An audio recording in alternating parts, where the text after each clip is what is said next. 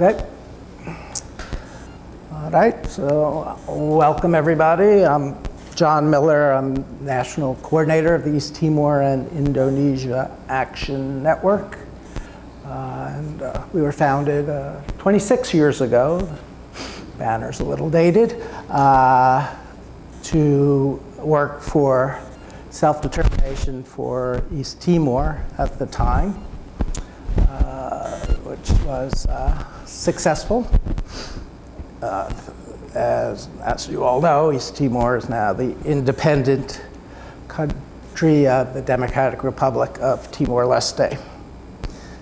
Now has a chance to engage in what might be called normal politics. Charlie Scheider spoke about that late last year, and we hope to have that video up online soon.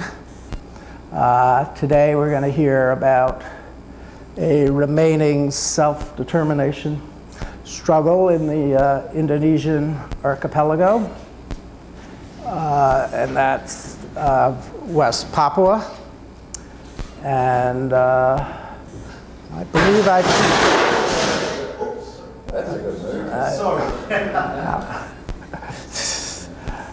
and I believe I first met our speaker soon after Timor's referendum on independence. There was an event at the Asia Society with the leaders of what was a few years later to become the independent Timor-Leste, and Octo was there, I think soon after you had arrived, in the US seeking asylum.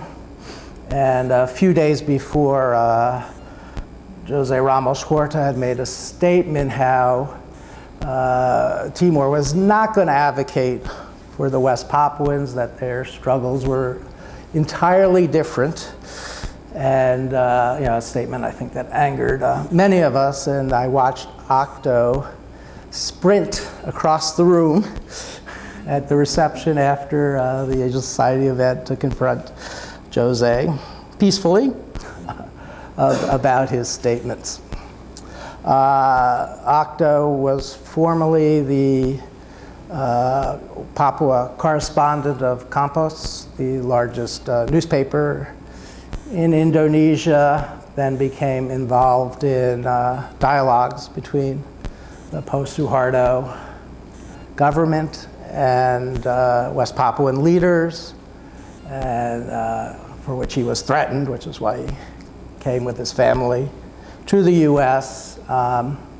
He has since been involved here in the US in advocating and representing the West Papuan struggle for self-determination in Washington, in academia, and also around the world. He was a key person in founding the United Liberation Movement for West Papua, which has brought together the major pro-independence forces within West Papua itself, as well as in the exile community. And he is a member of the Secretariat Board of the United Liberation Movement, which he'll speak about. And they recently met in Vanuatu at the end of last year, and I know Octo will talk about that too. So that's by way of a very brief introduction, and we'll let Octo take it away.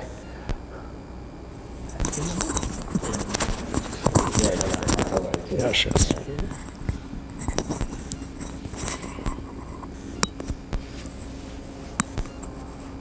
There should be a sign-up sheet going around.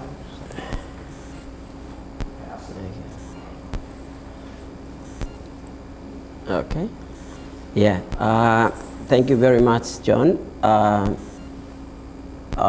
for introduction, and I thank you for everyone who come in very cold night to share together with me and John about West Papua. As John said, my name is Octo Mote. I'm obviously from West Papua, and for the last 3 years I have been the Secretary General of the umbrella organization of West Papuans Movement for Self-Determination and Independence. Now I'm a deputy chairman. Benny Wenda is the chairman. The United Liberation Movement for West Papua, the ULMWP, is the only umbrella organization of independence of West Papua. Indonesia, our second colonizer, has ruled over my homeland since 1963 for all but 2 years of my life, while the rest of the colonized world, with a few exceptions, have become sovereign nations. Formed by the three main illegal independence party in West Papua. The ULMWP is comprised of all sectors of West Papuan society, including secretly Papuans in the Indonesian military and civil service. ULMWP is the only organization that is now accepted as a truly representing and leading Papuan independence aspirations. The longest life liberation organization, more than 50 years old now. The guerrilla of the OPM now looks to the ULMWP as their representative too, even though they didn't have a clear vote in the ULMWP decision making. I have just come from the annual meeting of my fellow West Papuans leaders in Vanuatu. And I'm honored to be here with you in New York. We're supposed to meet last year. We postponed it simply because of my schedule's change in Pacific. As most of you know, West Papua is the western half of New Guinea, the world's second largest island.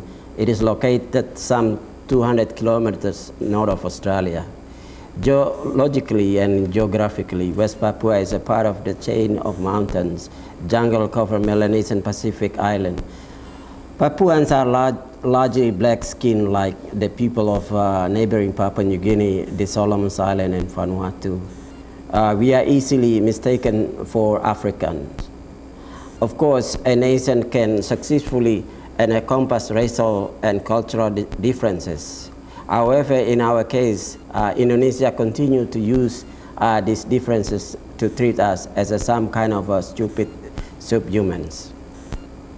Indeed, for the past 54 years, West Papua has become a place of terror, sadness, and confusion. Week by week, month by month, and year by year, the Indonesian government has been ferrying thousands upon thousands of Indonesian settlers to our shores.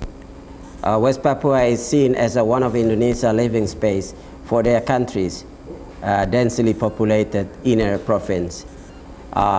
Those settlers now outnumber indigenous West Papuans in cities and along the coast and the deltas and other areas where rice farming and palm plantation are possible. Protected by security forces, the Indonesians take our tribal lands. They can do that in a part of because Indonesia recognizes non-private land as belonging to the state for the supposed benefit of the people. If we protest, soldiers and police arrest us and beat us and shoot us. If you end up in a jail, you can expect it to be beaten and often tortured. Many of our leaders have been assassinated or simply disappear. I had to flee for my own life over more than 50 years ago, as John mentioned earlier. Despite the decades of so-called economic development, the vast majority of West Papuans live less satisfying life than before, despite also our land being probably the richest in the resources on the planet. We have the largest gold mine in the world, which is the single biggest source of revenue for the Indonesian government, and the second largest operating copper mining mine mined by the American company named Freeport McMoran, and a huge deposit of natural gas and oil, which international company, in particular BP, are pumping out and taking away. Our sea-bound is in fish, which international fishing fleet have been scooping up as fast as they can. We have the world's third largest tropical forest. Our forest has long been one of the great counterforces to the rising concentration of the heat-trapping global heating CO2. Saving our forests is a part of the large movement to save the world from climate catastrophe. But the new roads and new settlers have meant the growing destruction of the forests. The ancient forest is my mother consciousness of many West Papuans, which seems so important in a world way out of ecological balance, is literally being bulldozed and blasted out of existence. Indonesia's security forces have killed more than 100,000 Papuans. Indonesians succeed in increasingly my people's own cultural and physical extermination. But it is not too late. West Papuans have never given up or given in. And in the last few years, there has been an escalation of our movement inside and growing support outside. In the last 2 years, starting with the people and government of Vanuatu and the Solomons, there has been a Pacific wave of solidarity resulting in an alliance of those 2 countries and 6 others, Tuvalu, Nauru, Palau, Kiribati, and Marshall Island. From the Pacific base, we have now turned out diplomacy to gaining a 2/3 majority of a member state at the United Nations General Assembly to put West Papua back into the UN list non-self-governing territory. It is a tough goal, but we have started getting support in Caribbean and African and Latin America. At the United Nations General Assembly in September, the Foreign Minister of St. Vincent and Grenadines spoke for the rest of the Caribbean, joining our supporting Pacific countries. I quote, "We have a great sympathy for the legitimate aspiration of the people of West Papua for freedom and independence through legitimate political means to govern themselves and guide their own destiny. If we succeeded in gathering 2/3 of the member states of the United Nations, we will gain in internationally recognize the right to decide our own destiny, a right, of course, that was always really ours." In 1950s, in my parents' generation, West Papuans were in effect preparing themselves for independence, and observers expected us to be the first independent nation in the entire Pacific Island. Samoa was the second. We were seen as Pacific Islanders, part of a Melanesian Pacific. But in 1961, a political deal was made that changed our fate, seeking to pull Indonesia out of the orbit of the Soviet Union and wanting access to a huge gold and copper deposit that Dutch geologists working for at the Dutch-American company had discovered before World War II and kept secret. The United States and this country forced the Dutch to hand my homeland over to Indonesians. The treaty was called the New York Agreement. It was engineered by the United States and signed here in New York by Indonesia and Netherlands. There's no Papuans with American officials organizing the whole things and looking on. It was a treaty in which we Papuans have no say, but it did, however, provide for a referendum before the end of 1960s. In the meantime, Indonesia immediately and violently suppressed our independence aspiration. We in turn began guerrilla war. A couple of months ago, the latest documents that Brett Simpson able to maintain in a public space is in this period that the military already started war and killing so many hundreds and hundreds of people in Sorong. In 1967, the Indonesian government signed over the rights to the minerals in the highest peak of the West Papua to an American company, Freeport McMoran. In 1967, this is a year before we legally have a right to exercise our self-determination.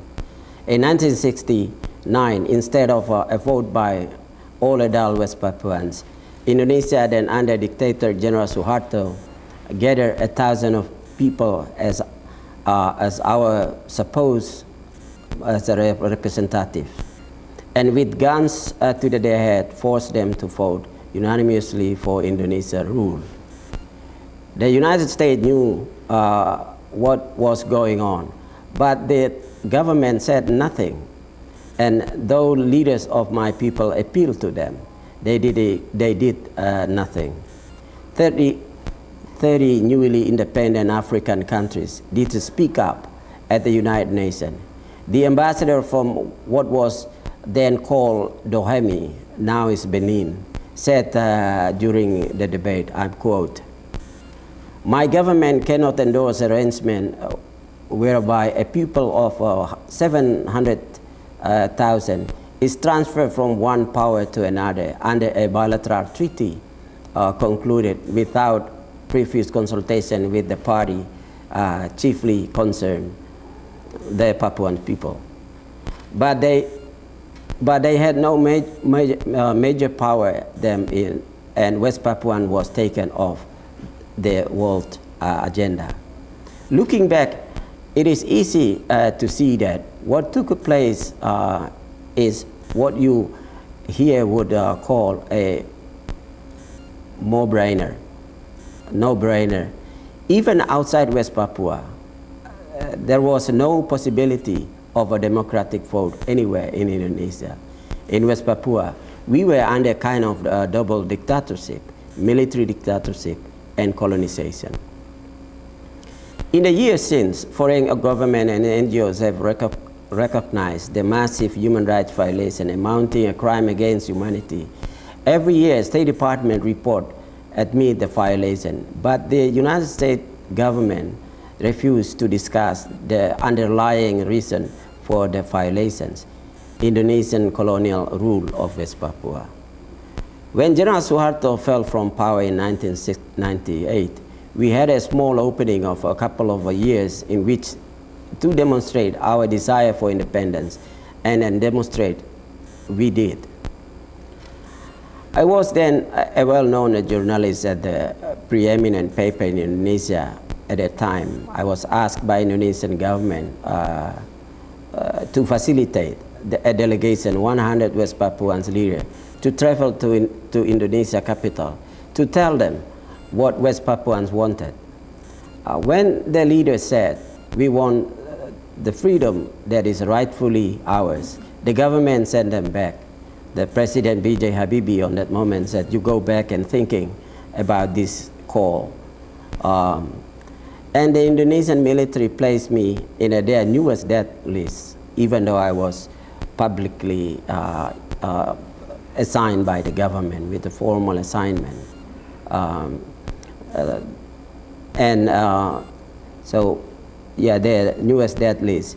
The supposed leader of this affront to Indonesian national pride. It was a signal also that the Indonesian military had regrouped, and the ensuing months and years, our people were strangled, poisoned, cut into pieces, or stuffed into their barrels and thrown it into the sea.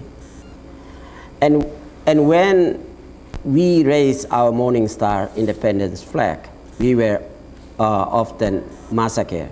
A couple of days ago, Philip Karma, he was wearing this Morning Star flag symbol, and he was stopped by Air Force in Cengkareng, Jakarta. He canceled the flight because the Air Force interrogated him. It is without doubt that a David and a Goliath fight Indonesia is a country of some 250 million people, while of us there are only 2 million. We need help. We need your help.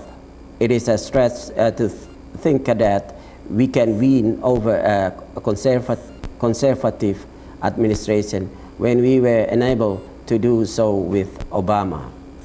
The Democrats have not been good, although Hillary has spoken about West Papua, and I think Sanders, of course, would have been a whole new reality for us.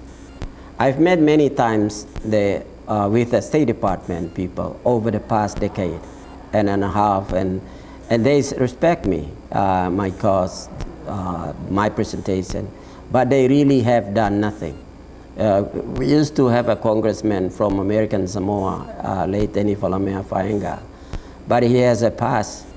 He was one of our great advocates.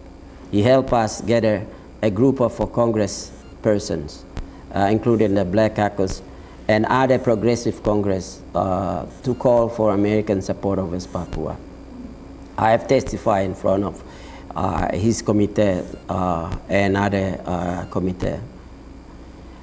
Over the next years, I will be attempting to meet with as many elected, appointed American officials as I can educate them about West Papua and try to create some kind of a grouping to support the cause of West Papua.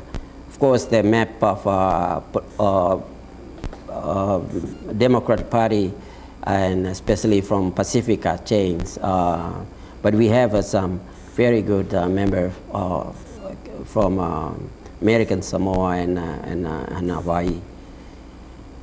The fact that we Papuans are almost all Christians, and Indonesia is 90% Muslim, might help us with Trump and Pence, who know. Stranger things have happened in the past, and this administration is unusual. It was in effect American and Canadian missionaries who were crucial to spread of Christianity in Papua. By all accounts, there is a growing fundamentalism among Indonesian Muslims and their presence in a growing in West Papua. That might also be of benefit in helping us win more American support. Ultimately, we will not succeed without the United States standing with the West Papua, or at least what is more likely, not standing in our way. I would love to hear any question from you, but I want to make sure we do discuss tonight how can we go about getting more political support from Americans for the cause of West Papuans' freedom. As a final, my assignment with the new structures, being deputy chairman, really try to lobby all Americas all the way to Caribbean. That would be my priority. So I thank you very much, John. Before we take questions, we actually have somebody who's been working on these issues, I think, longer than anybody else in the room. Roger Clark is from New Zealand and has been living and teaching in the U.S. for many decades, and as an international lawyer has been advocating and making the case for self-determination, both for West Papua and for East Timor when it was under Indonesian occupation, as well as involved in the creation of the International Criminal Court. So I just was wondering, Roger, if you wanted to put you on the spot and say a few I did not words. come prepared. I know, no, we understand that. Can you sit there? Yeah. Sure. Yeah. But I'm pretty loud.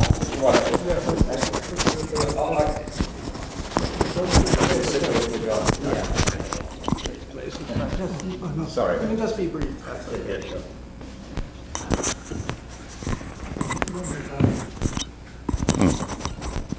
That's tricky. Put it on my collar. Yeah. The necktie, yeah, of course. I got a necktie. Yeah. Okay. Yeah. Well, John, you've overstated my qualifications on West Papua. I have indeed done quite a lot of work on decolonisation in the Pacific, particularly involving East Timor, but also involving what was then the trust territory of the Pacific Islands, Marshall Islands and Palau in particular. And it's only peripherally that I've been involved with Papua or West New Guinea. One always has a little problem with the way to describe the place, and sometimes there's a political aspect to that, of course. West Irian was for many years the phrase, and very much an Indonesian a term to describe it. But I think it's important to recollect that the United Nations General Assembly was indeed involved in the so-called act of self-determination in the late 1960s, and sent a mission out there to observe this enterprise. You have to read the report. It's an absolutely marvelous piece of double-speak and sarcasm, because basically the diplomats who wrote it knew they were involved in a total farce, and they explained in some detail why it was a total farce, but they never used that word. And they never quite came out and said this is an absolute outrage and so on, which it was, and it was left to a few members of the General Assembly to say so. And the General Assembly, ultimately with a lot of countries abstaining on the vote, took note of what had happened. Taking note is about as soft a way you can say, I wash my hands of all of this, which is essentially what happened. As a lawyer, the hard question now is how you go back 60 years later and put the pieces back together again. And certainly I think the strategy of trying to get it listed again on the General Assembly's list of non-self-governing territories is an important move. It's a move that was made in 1986 in respect of New Caledonia, the French territory, and more recently in 2013 in respect of French Polynesia or Tahiti Nui. And I think it's important to have that forum open to people. It's certainly the case that in relation to Puerto Rico and the United States, it's been very important to have a forum in New York where people can gather and at the very least make some points about the mistakes that the administering powers are making. So I think it's important to think about those issues. Could I also add that, so I've not been deeply involved in the West New Guinea issue, not as deeply as I would like. But looking at the literature, and again, I'm a lawyer, and unfortunately, lawyers think like lawyers. I mean, that's what, what we're trained to do. I was going to say paid to do, but nobody's ever paid me to do this stuff. Thinking like a lawyer, one of the other strategies that we thought a lot about with East Timor was the question of trying to get an advisory opinion out of the International Court of Justice as to whether there'd been a fair exercise of self-determination. I think that would have been a useful thing to do, although with the sheer incompetence of Portuguese diplomats, it never happened. There were some good efforts to draft the question and so on. That might be one. It's an enormous amount of work, and I must confess that I've been involved at the International Court of Justice in 2 cases involving nuclear weapons, one on behalf of Samoa and one on behalf of the Marshall Islands. Both cases we got a court was absolutely split down the middle, a 7-7 vote on one occasion and an 8-8 vote on the other. It's not necessarily a strong way to support your cause, but I think those kinds of things are interesting. I'm not entirely sure about the genocide argument, although, you know, a lot of dead people. Genocide, unfortunately, has a rather narrow meaning in international law, and there's an intent problem. You've got to prove that they intended to destroy the people as such. I'm not sure that you can prove that, but I'm not sure that's so important. I think you make a very strong argument that there are crimes against humanity, certainly crimes against humanity, and massive attacks on the natural resources, as you made so plainly in your speech. Where one finds a forum to do that is difficult to find out. It's not likely that the United Nations Security Council is likely to refer this case to the International Criminal Court. That's not going to happen. But I think it's important to make those arguments. Very important to make those arguments. And I think, again, as a lawyer, it's very important how you characterize the legal position. And I certainly think of this, as I thought of East Timor, as a case that is best characterized as a self-determination issue. In the case of Timor, it was easier, I think, to make the aggression argument than it is here.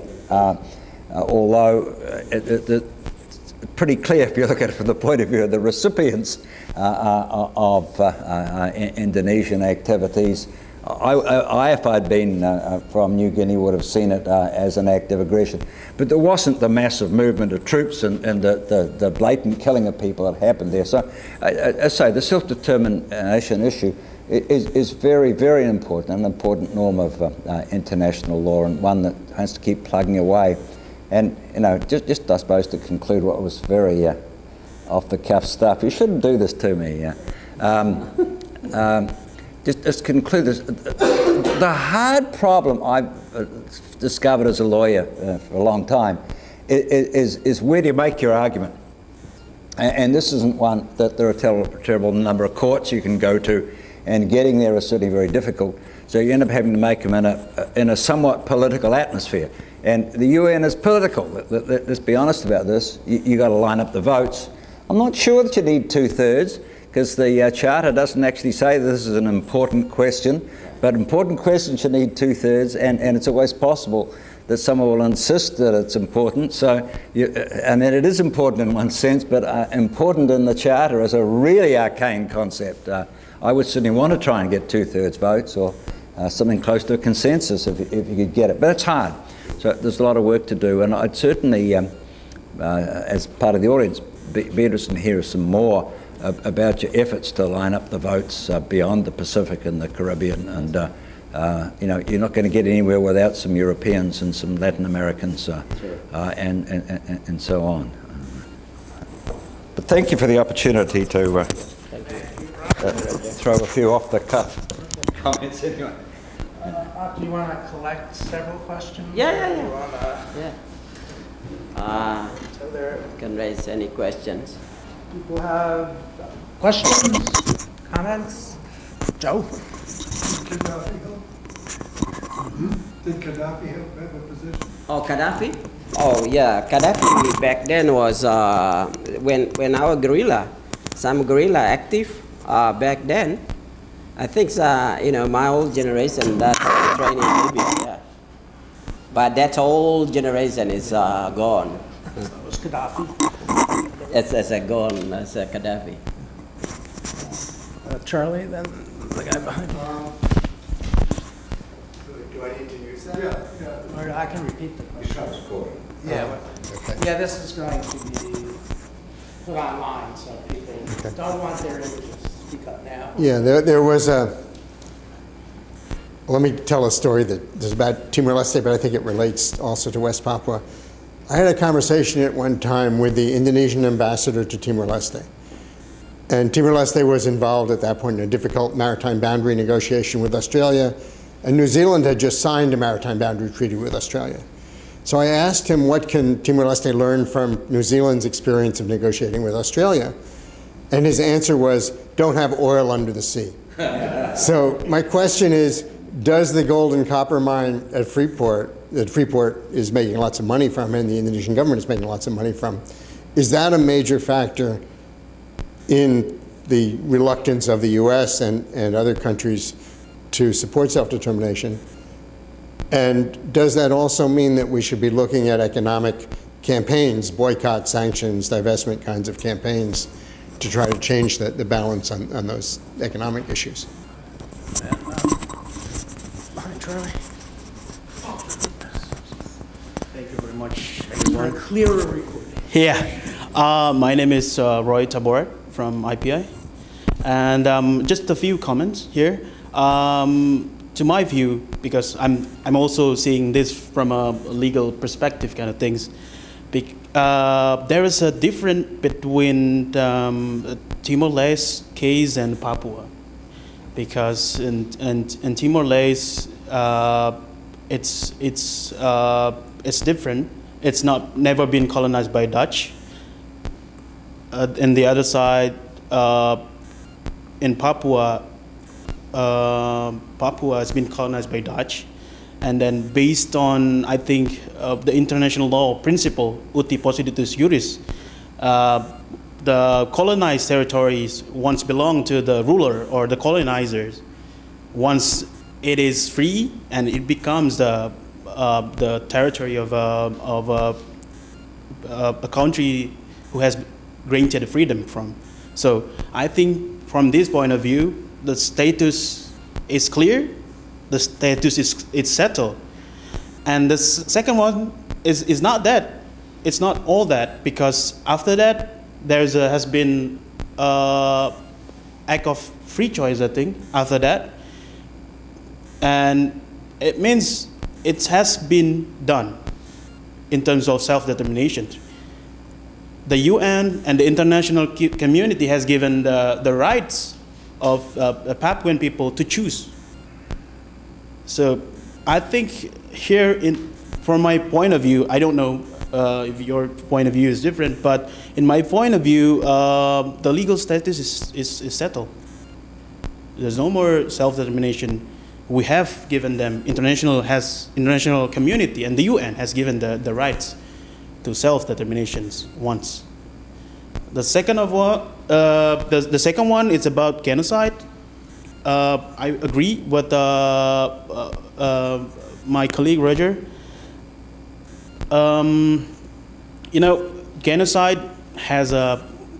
You don't argue about crimes against humanity, though. No, there's so much. I'm talking about. Yes, and I'm talking about genocide first, yeah. Because because genocide. There has been research by the International Crisis Group in collaborations with the University of Sydney. They're saying that maybe Papua is not a happy place, but there's no legal evidence, there's no proof that genocide happens in Papua. That's the second one. So I think from those point of view, I don't know if you want to respond to that, but we might seeing things differently here. Indonesia has changed now. In my point of view, it's now the third largest democratic country in the world, and I think we can somehow sort it out in the framework of how the political situations can be done inside Indonesia, within Indonesia. I think since we have a freedom of press and political freedom in Indonesia. Thank you very much for the opportunity. Oh, yeah. Thank you. Certainly, it is the dominant Indonesian view. I think it's useful to hear. So, Octo, take them as you wish. So, thank you very much.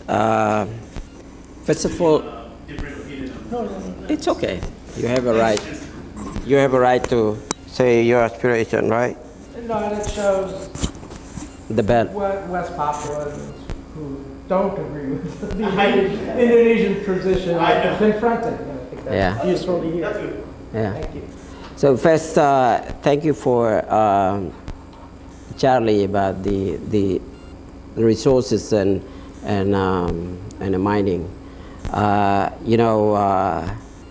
think that make Israel different with West Papua.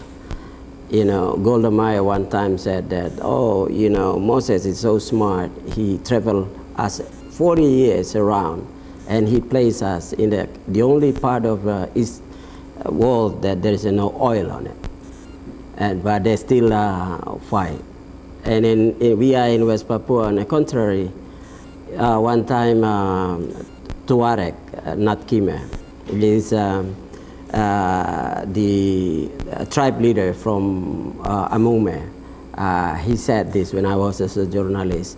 He said to the Indonesian guy who worked for Freeport-McMoran, he said, I give you this, to kill me, cut me into pieces, and you can take everything. Because we are dying because of these resources. People protest to the road why Lord placed us in this part of the world that's so rich. And so certainly that's really the bottom line. The United States of America, Freeport-McMoran especially, once they know about this gold, they are really behind all this movement to hand over West Papua to Indonesia so that they get gold. So that's really the bottom line. That's why the Freeport was signed illegally before we have decided our right for self-determination a year before.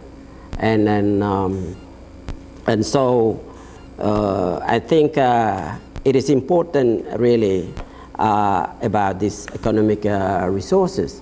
I think I agree with your idea of take a look the economic aspect. As far as this company are certain that their securities and the benefit is under Indonesia, they get more, they will be always been with Indonesia. If West Papuans give another alternative for the business people, I think one day they might change their view. That's one from the positive way of thinking. But I also think that it is important to think about alternative approach, which is the economy, mining, whether gold or oil that was planned to supply to certain part of California, gas, really to build up awareness. Economic, I think, is important.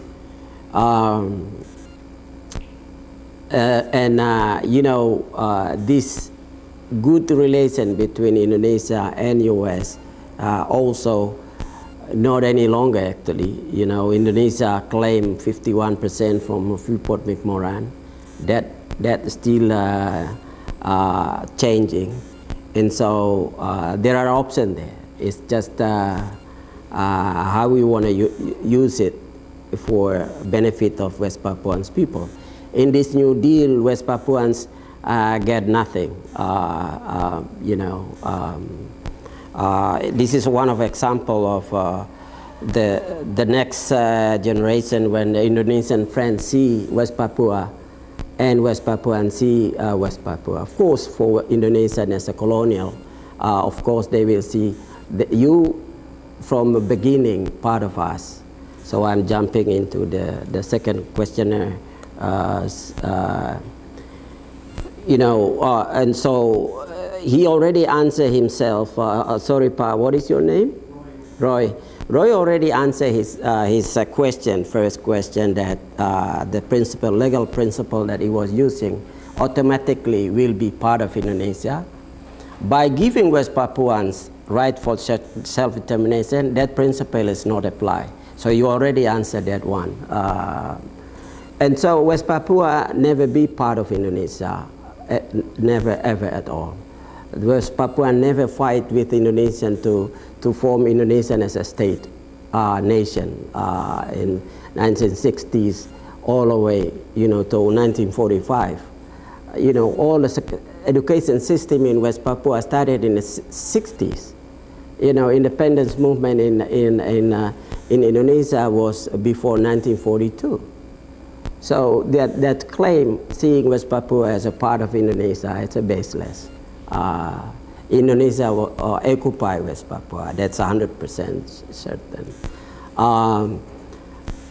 I think and so for the act of free choice, what actually given to West Papuans, I mean, or the act of no choice, the result, the discussion at the UN, Indonesia was failed to get enough number to sovereign West Papua. It was a political decision that they want to rid of West Papua issue from the from the UN General Assembly. Therefore, it was only note of this act of free choice was taking place. It's not note of giving sovereignty to Indonesia to sovereign West Papua. So it is a very strong legal issue. West Papua is a colonial part of Indonesia. It is easy to prove it. The problem is this is because being a political issue, you know, that's the problem. You know, even though we can able to prove, which is, we have so many, Andre can read so many books explaining about books, PhD, about 3 or 4 books, and other books explaining the violation. So Indonesia actually get the opportunity to claim West Papua, but they fail. Why? Because they manipulate. The gunpoint, you know, elect 1,025 people, and the gunpoint force them to make a statement to being part of Indonesia. So Indonesia failed to claim that. And that's why the case was brought back to UN. Ortizans on his report, he say it clearly that the New York Agreement was not implemented well. So that is why, and according to Indonesian law, West Papua is a very strong case we can bring. Now, I think, you know, agree with this, you know, legal opinion about the act, as well as the building up this awareness about what happened in the 60s. I'm confident to get support from member of country. You know, I've been experienced in 2 years, 3 years leading the movement when I visit so many countries. You know, these countries, especially in Africa and Caribbean and Latin America, because on that moment there's no Pacific countries yet. So when we talk back to these countries, bring back with their historical record that they even didn't know when these African and Caribbean countries was supporting West Papua. And then we explain about how Indonesia treated Papuans. That's really give us strength that we will able to put this back to UN. To put back this issue to UN is not a difficult issue to be fought. Any countries can put it back. The problem is about the block of a vote. And I'm so confident because I'm working with Pacific Island countries who has experience for them to bring back 2 cases, Kanak and Tahiti. You know, and so I'm confident that it is just a matter of time for us to bring the Papua back to General Assembly. Talking about the genocide and the crimes against humanity, you know, Indonesia, one of the weak benefit for us in you know, on one way, on the other is one of the things that Indonesia never learned really is their commitment to kill people. You know, they learned East Timor. They killed East Timor's half population.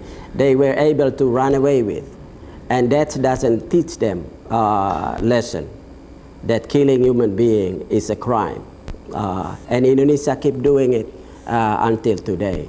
So because of Indonesian behavior, that will free West Papua. And I'm so confident because when I was there as a journalist, 17 years, this is racial discrimination you are experiencing in daily life, you know. They call you monyet, you know, monkey. And you know, in soccer games, in any ordinary place, we being black, curly hair, I'm not close with Andre and anything at all. I'm not. I'm black. And they are using this the differences to, you know, racially discriminate us as a subhuman. So this kind of a crime against humanity time will come back, and that will empower us to fight for our issue. So the genocide intent, actually there are a couple of academic reports explain about how to prove intent, you know. So it can be proved. We have some evidence of intention, you know, because it said a group, people or a group of one particular nation simply because of their political belief, you know. And we have so many cases. When Indonesian conducted a military operation, wipe out the villages. We have evidence of it. You know, why they were wiped out? Simply because they have political belief. We have the leaders who were targeted to be killed. Why? Because they have political belief. And so in order to prove this, it is not big issue. And I was talking to a you know, Indonesian professor, very, very well known in Indonesia, you know. Just in one occasion in Council on Foreign Relations, he didn't know that I'm West Papuan. He thought maybe I'm American or African. So I say, go and talk to him, and then he was so surprised that I am Papuan. I happened to know him back then. I interviewed once. So he said to me, this is Indonesian professor Kara. He was saying that to prove intention is not a big issue. He gave me a couple of examples of the cases. He even said that I'm more than happy to be a defender if Papuans. So intent is there. It's just the time when you want to open that kind of a case, if we would like to take this as a case. But of course, the crime against humanity, nobody will argue. Indonesia committed a crime against humanity. That's enough, actually. And one of the professor in Indonesia is named Franz Magnus Suseno, very well-known professor in Indonesia, a Jesuit priest. He elaborates in his book about, you know, of course, genocide like Rwanda you might not found, but looking at the patterns of how the Indonesia are doing it, there is. And so it can be arguable, but I think I stop there. I wanted to ask you, opinion among indigenous West Papuans living in West Papua, and what is the degree of support for a referendum for independence, and how have you, the United Liberation Movement, tried to gauge that? Right. The aspiration of Papuans who want to be free, you know, you go everywhere. My experience as a journalist, you know, when I talk to even governor, even military general, you know, everybody in their heart, they know that we are not Papuan. Of course, because we are not Papuans, we are not Asian. We are Melanesian. Our country is invaded, and so it's everyone want to be independent. Benny just conduct the poll about the petition about desire for independence. Everybody, when I was, as I said, when I was as a journalist, when I lead 100 Papuans to meet with the Indonesian president in his palace, the Indonesian government, the way they do it is just eliminate, so there is no time for Papuans to have a meeting before meet with the president. So shortcut. When the delegation arrive in Jakarta, they give them so many activities in the cities before the meeting with the president. But Papuans already struggle and fight for years. So while all this busy schedule, a group of representatives of 100 Papuans formulate their statement to president, what they want. And in the palace, they explain that, Mr. President, before we extinct from our land, allow us to maintain our territory, our survival. And so the desire of Papuans is always united, both in opinion and as well as when they have an opportunity to meet with the Indonesian president, one voice, just desire for independence. And the one who represent in that delegation, 100 Papuans, were not all political activists, but so many of them are public servants. The one who financed was a Governor Numberi, who financed the meetings. So yes, if you ask, of course, some Papuans maybe might like with Indonesia, but usually in political science, if you get more than 60–70%, and that's enough. And I'm pretty sure that percentage of Papuans want to independence beyond 80–90%. I mean, look at East Timor. When the General Habibie asked to the generals, I would like to give Indonesia Timorese to decide their right for self-determination, but I want to know, this is the question to Indonesian general. He said, I want to know from you, are you certain that Timorese will favor with us?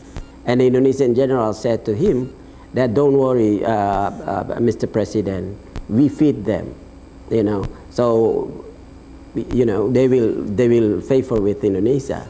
And it was a special autonomies. So I asked when John said about Ramos Horta saying that he will not advocate, I said to him, Mr. Ramos, why don't you take the opportunity when Indonesia gave to you special autonomy, if that is good for you, I said, what is the problem between you, you suffer, we suffer longer than you. They colonized us before you. You were, when I was middle school, I'm 1975, they invite your land. I was middle school, first year. But West Papua, they invade us in 60s. So we suffer longer than you. So I said to him, why don't you? But the point here is desire for Papuans to be independent, to flee, free nation is everybody beyond 70–80%. If there were a referendum and the children of trans migrants were allowed to vote, what would the percentages be? Right.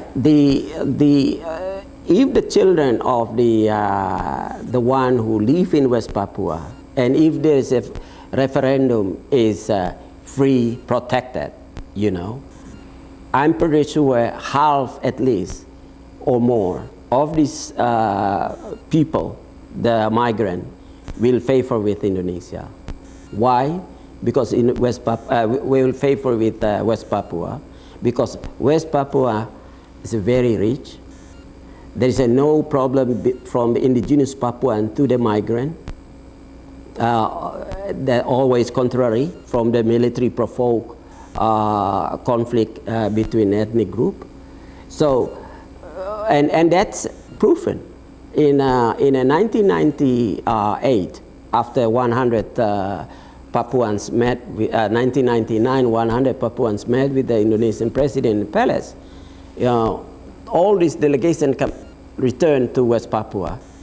They visit, give testimony about this, sharing to all people, include to transmigrant area. This is what we ask. There is a possibility for us to win, but you will be there. And these transmigrant, they are the one prepare meal and everything. They all come together. One. The second, in a couple of years back, there is a group of students in Jayapura, all of our migrants who fight for independence, and they still exist, and they get beaten and same treatment by the Indonesian authority. So we have evidence of migrants who will willing to favor with West Papua if there is no military push them to do so. So it's a just condition if the election is free and protected. Other questions, comments? Joe? Could you describe what would be involved in the public sharing in the wealth?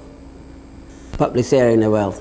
Yeah, it is interesting. The one of our statement was made by the Papuan leader in 2000 when we had the second Congress. It was participated by more than 500 participants representing 7 customary council, and it was attended by about 2,000 people in Jayapura.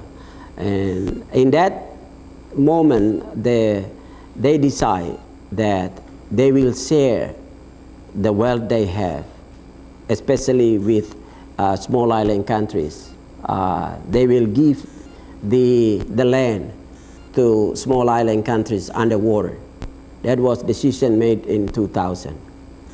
And so one of the things that I'm proud of my nation is that, when they are struggle in a suffering, they don't only think about themselves.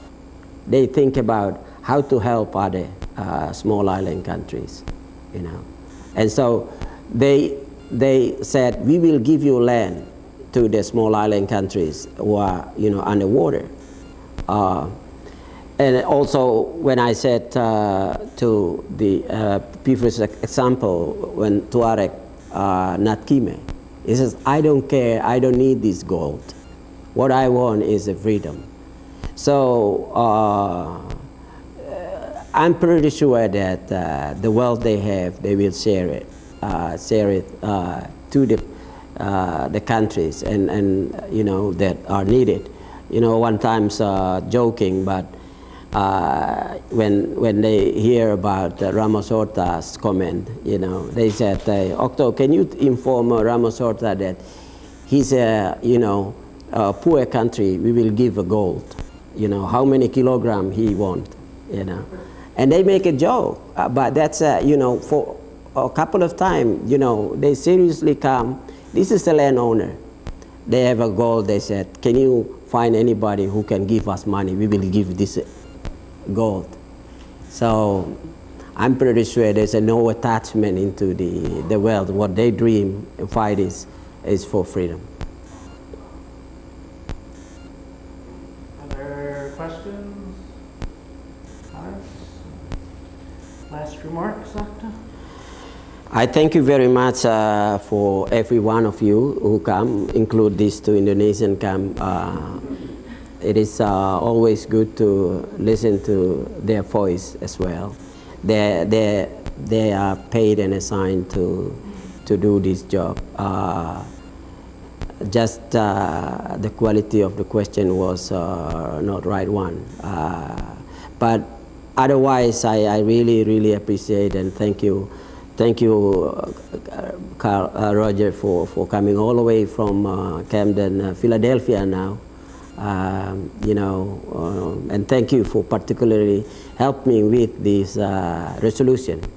So the resolution is still there. Once we get the number, we will place that resolution. We gave it to the embassies, and they reshaping in the last, you know, but we will inform you. Thank you for that. Thank you,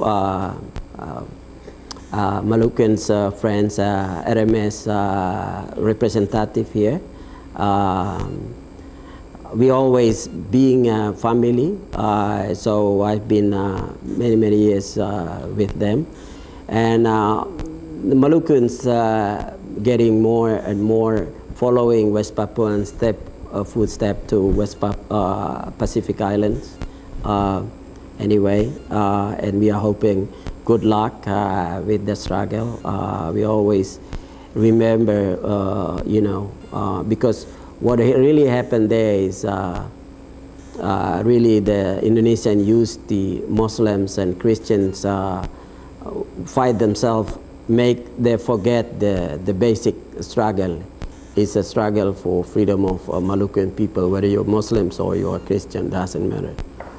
And I thank you for all of you. And Father Joe is from Franciscan priest. He's from Singapore. Thank you, Father Joe. I'm sorry I didn't know you, so I can't, you know. Bill, thank you very much for coming. That's my youngest daughter, Kanita. Yeah, she is the one who started to learning, and you know, she said that one time. She said that if you are not finished with this business, I'll continue. So I thank you very much, John, for everything you did. When I came this country, there are two people I met first, John and Charlie and Jill. They are my, you know, guru. I started how to build, you know, awareness about West Papua, you know, and I thank you very much for both your consistent support since 1999, personally with me. But you have been doing for West Papua way beyond before that. I thank you for your long commitment. I think that, as I said, I see there is an opportunity with this government. You know, there is opportunity because of a political change in Indonesia between the mining and the share. If they get a 51%. We have, so it's just a matter of how to find the right people to talk with so that they can understand that they will be more get benefit under independence West Papua. We are not greedy nations. You know, we will deal fairly with any investors. It's just the problem with identify who is the right person who really can listen our voice, our view, and then let them in a table, you know, and they can make a judgment based on the cost and benefit calculation. I think that's, yeah. Thank you, Octo. And during the coming period, our ETAN's goal to both help the West Papuans share their demands and experiences here in the U.S., both with Congress. We're probably not so optimistic about the administration as you might be, and also at the UN, because we're based here in New York. So once time comes to begin lobbying UN missions. We'll be calling on many of you to help spread the word and lobby governments that way. In the back are some books for sale. If you haven't signed up the sheet, fill out the sign-up sheet, please do. And those watching and listening online, they can find us at etan.org.